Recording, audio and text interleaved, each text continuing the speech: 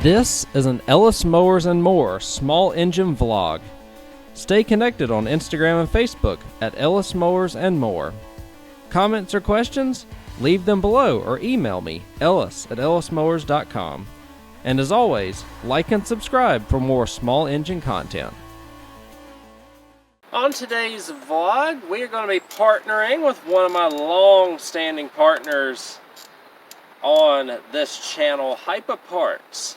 If you've not heard of them, they're a great aftermarket parts group, and they sell quite a bit of parts, carburetor kits. They just sent me a lot of weed eater line, which is awesome, for weed eater line, carb kits, fuel filters, oil filters. Just give them a check them out. I got a link to their website in the description below.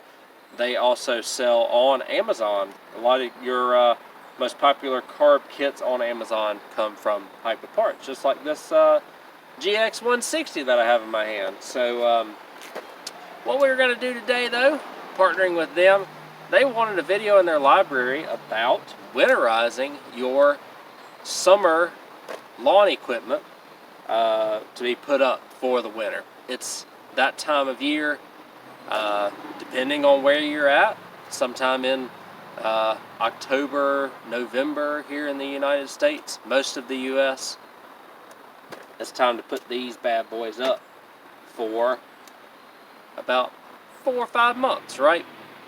Don't need to begin until March, April, May, depending on where you're at. Might need to, just want to store them.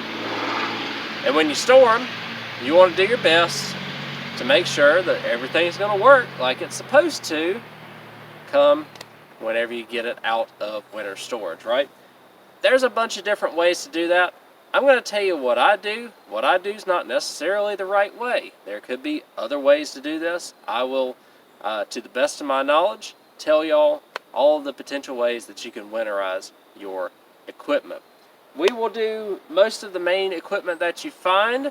Riding mower, push mower is what we'll start with.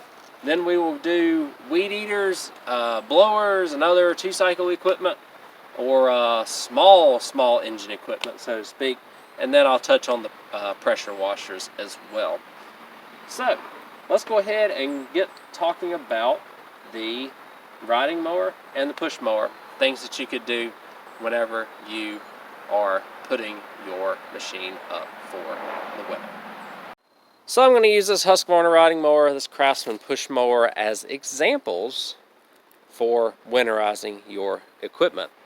The best thing you can do for these is to find a spot indoors or under some shelter for these things, preferably in like a garage or a lean-to, or if you've got like a temporary shelter or something like I've got back there. You can put them in there. If you keep them out of the elements, that's best. Lawnmower covers work, but they're still being exposed to the cold and to the elements just under a cover. The biggest thing, there's a couple big things, but one of the things a lot of times is the tires. You want to do your best to protect the tires. If you are storing it outdoors, I would recommend that you put some sort of like brick or block or something so that the tire is not touching the ground. The fluctuations in ground temperature and whatnot really accelerate the dry rot and will reduce the life of your tires if you are not careful. So if you cannot store it inside, or if you're storing it on dirt, I would recommend you put some sort of block or brick or something to keep these tires off of the ground. One other thing that I do want to recommend, and we'll get under the hood here in just a second, is, again, that's the biggest thing. Store it. If you can store it out of the elements, that is the most ideal situation to help preserve the life of everything. Again, if you wanted to go ahead and service it and everything, like oil change and greasing and all that stuff before you put it up for the winter, your be my guest. You're more than welcome to do that. And the small engine people will really appreciate you if you do your service either at the end of the season or sometime early, like late winter, like a month before you really start cutting grass. Let me get on this side for y'all because that's where the fuel line is. Some of these parts you can find on Hipa's website, including some of these fuel shutoff switches. So, what a lot of people will tell you to do is put some sort of stay-bil engine treatment in there, and that's fine. That's perfectly fine. What I like to do, and I will also mention, if you do put stay-bil or engine treatment in here, don't just put it in there when you shut it off for the season. Put it in there, run the mower for about 5 minutes or so, let that treatment get into the carburetor bowl, because it's got a funnel, if it's like a rear mounted tank like this, all the way through these fuel lines, through the fuel pump, down into the carburetor, into the bowl. It's going to take a couple minutes for it to penetrate. So make sure you run it for a few minutes after you do that so that you don't have issues.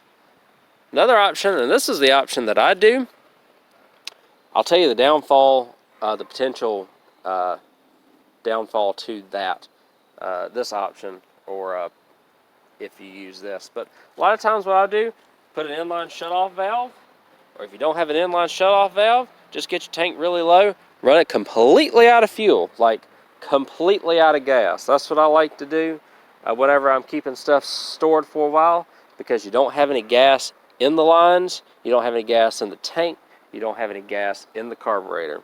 But if you put fresh gas in it, especially non-ethanol, it'll be fine for just storing for a couple months. But so if you don't want to drain your tank or leave it or get it really empty, you can get a shutoff valve like this. Put it in line, and then, you know, if it's parallel like this, the gas is on, perpendicular to the line means the gas is off. And then what I usually do, get it in the line here, turn the gas off, run the engine until it doesn't want to run anymore. What that does is it runs all of the gas out of the carburetor and will keep the carburetor dry for the winter. Again, keeping it out of the cold and out of the elements is good. Some people don't like this method because the seals and the needle in the seat and stuff aren't filled with gas, and some people think if they're exposed to air then they could dry rot and crack and not work properly. So some people think that the carb seals have issues if you run your machine dry over the winter and would prefer to put some sort of fuel stabilizer in it. It really honestly is your personal preference. Either way, just don't shut it off for the fall, or shut it off in, you know, October like you shut it off during the summer, and then wait until March, wait until April to try and crank it again. Do one or the other.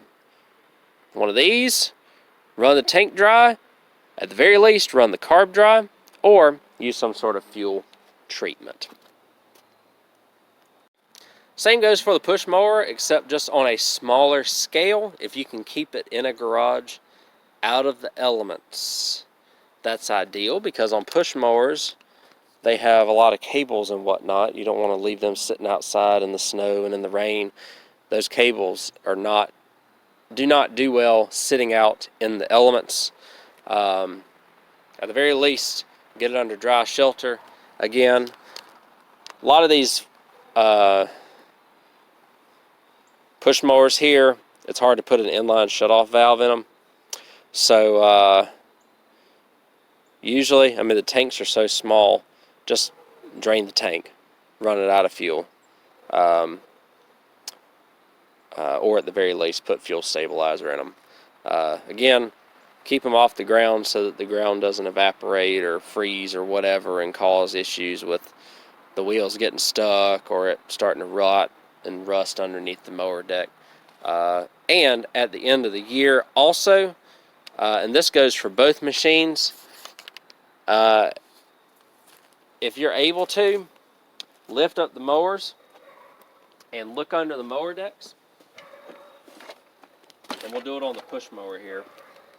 And what you want to do, you don't want to have to scrape, you don't want to scrape too hard, but if you have like massive chunks of grass and stuff underneath here, you want to get them out of there, because a lot of times that grass stays wet, especially if you have to cut it wet sometimes in the summer, depending on how much rain you get and whatnot. And so just make sure that your deck is nice and clean when you store it for the winter as well. And real quickly, one other thing I want to mention with riding lawnmowers. What I like to do when mowers sit for a while is I'll at least disconnect the ground of the battery, so that if there is any current draw, which there should not be in these, it's not drawing any current. The better thing to do is take your battery, take it inside, or at least keep it out of extreme temperatures. So put it in your garage, put it in your closet in your house or something. I mean, something like that will help prolong the life of the battery, keeping it out of extreme temperatures. So, just make sure, again, if your battery is, pushing 4 years old or so, it's probably getting close to being replaced. But I have seen batteries that last 7 years or more when they have been properly stored and properly taken care of in the winter. It's just a couple of bolts and a strap a lot of times. Take it out after you park it for the winter. Put it up. Don't lay it on concrete. Put it in an elevated area that is not on concrete or a hard grounded surface like that, and hopefully it will help prolong the life of your battery. So now that we're done talking about your riding mower and your push mower, we're going to talk about what y'all hear in the background there. 2-cycle equipment, leaf blowers, weed eaters, things along those lines, hedge trimmers. And then finally, in the last piece, we'll talk about pressure washers. All right, let's talk about these 2-cycle equipment. Number one, don't skimp out and get these cheap pieces of 2-cycle equipment. Spend the money, get you an Echo. Don't get a Ryobi. This blower just happened to fall in my lap. But I also want to use it as an example because it's a 4-cycle and this is a 2-cycle. So premise is the same. Honestly, what I do a lot of times, again, the number one thing is to keep these things out of the elements if at all possible. These especially, because these have these thin primer bulbs right here that if they're exposed to bad gas, if they're exposed to extreme temperatures, they love to crack, they love to break. Same thing for these little fuel lines like this as well on here. So if you can keep them out of the elements in some sort of shelter, away from a lot of the extreme temperatures, you're going to be in much better shape than if you did. Also prevent rust issues and stuff like that. So you can do, again, pretty similar to doing the mowers.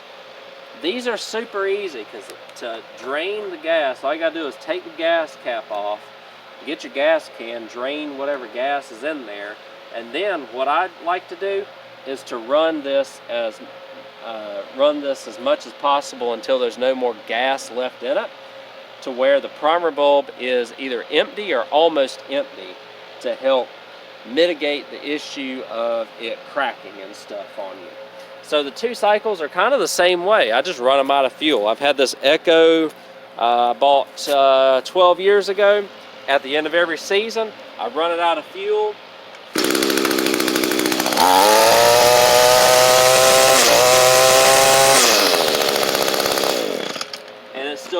strong. I haven't had to replace the fuel lines, the primer bulb, or anything like that. I've always kept it under some sort of shelter, not in the house or anything, but in a garage or basement or a lean-to, and everything's been good with it.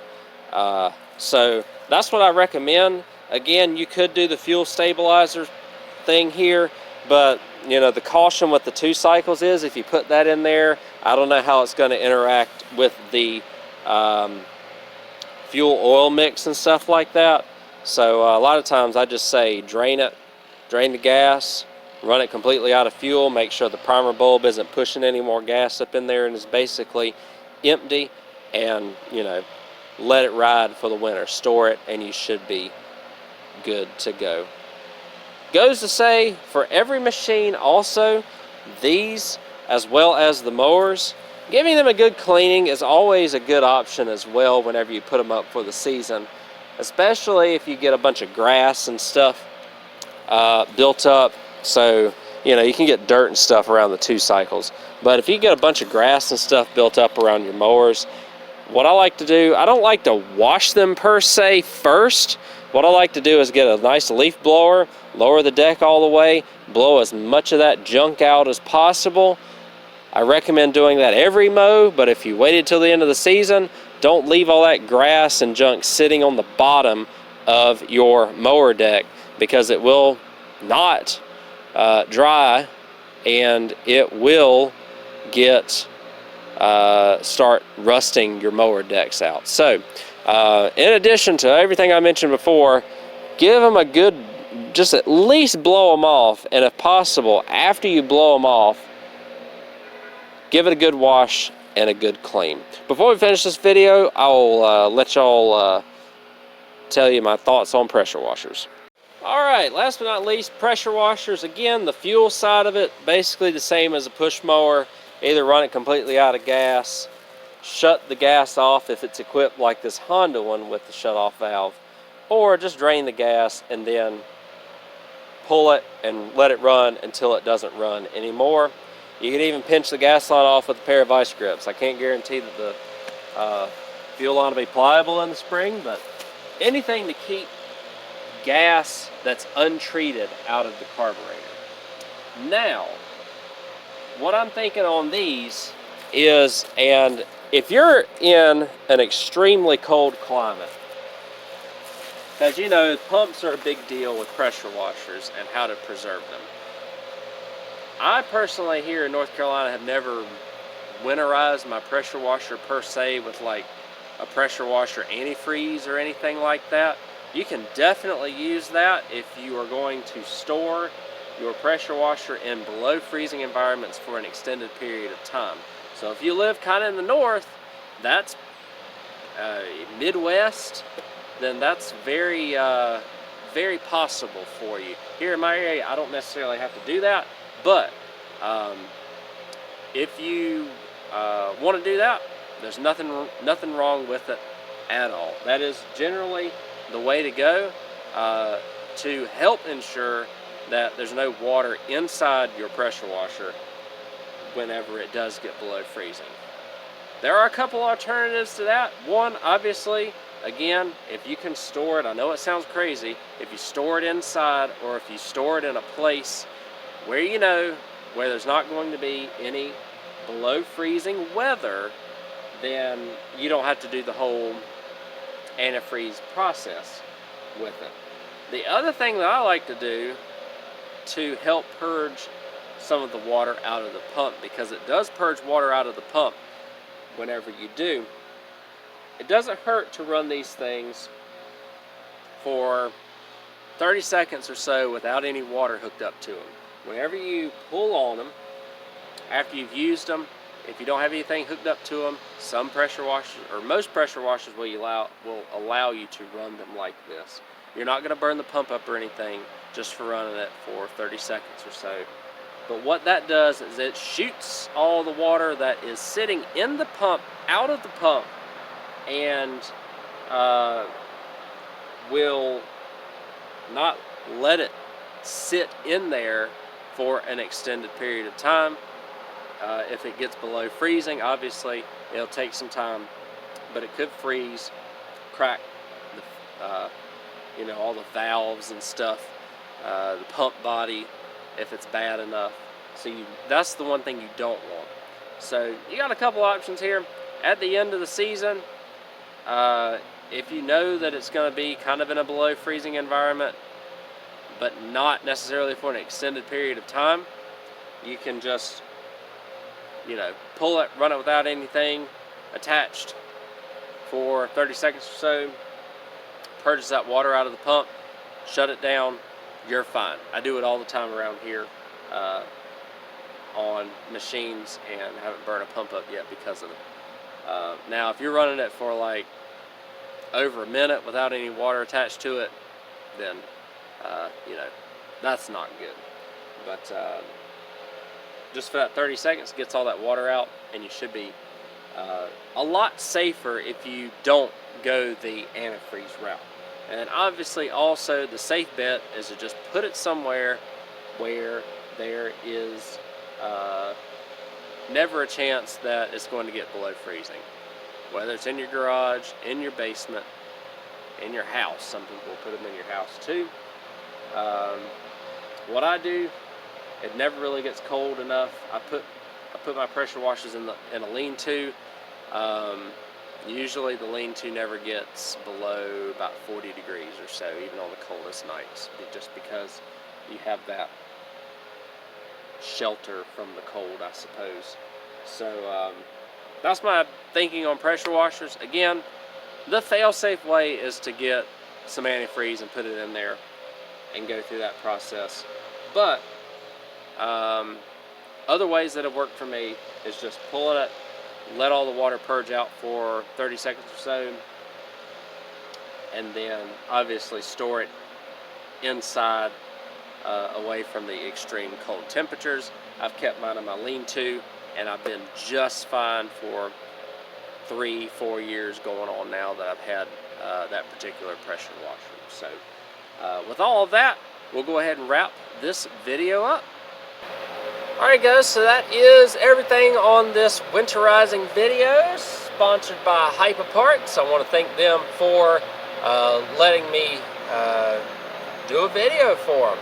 And Hipa Parts, or hipastore.com.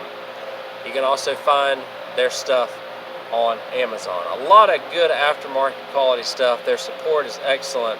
Their marketing staff is excellent with Colin and all those other guys that work back there, getting us the parts that we need and showing them that they work, or showing you that they work. So, in terms of winterizing, that's just my thoughts on everything. Again, the number one thing for all of these machines is keep them out of the elements. And at the end of the season, clean them. What you do aside from that, again, the second most important thing is going to be the fuel situation. If you decide to use fuel stabilizer, if you decide to use the fuel shutoff switch, run the tank and the carburetor completely dry, whatever you decide to do, just do something besides nothing is always a good practice, I suppose. Again, the pressure washers could be determinant on how cold it gets in your area, how you store it, and how cold it gets, you know, for an extended period of time, and how you feel about the matter. If you feel like you need to put some antifreeze in there, you're be my guest. There's absolutely nothing wrong with that. But there are other ways without like having to fully winterize it like that, that you can get by with it. Thanks again for watching this video. Hopefully y'all found it helpful. Again, in the comments, tell me what y'all do. This isn't a I'm right about everything. I want this to be a video to where somebody can come to it and they can see many recommendations of what has worked for people. So I'm just telling you what's worked for me and what I have seen work for other people, and then let you make the determination depending on the area that you live in, where you store your machines, and how you want to winterize your machines to make the best decision for you. I appreciate y'all watching. and I will catch y'all on the next video. Thanks again to Hipa for sponsoring this video, for partnering with me and other small engine guys here for years going on now. Give them a try if you have not tried their stuff before. Thanks again. I will catch y'all next time.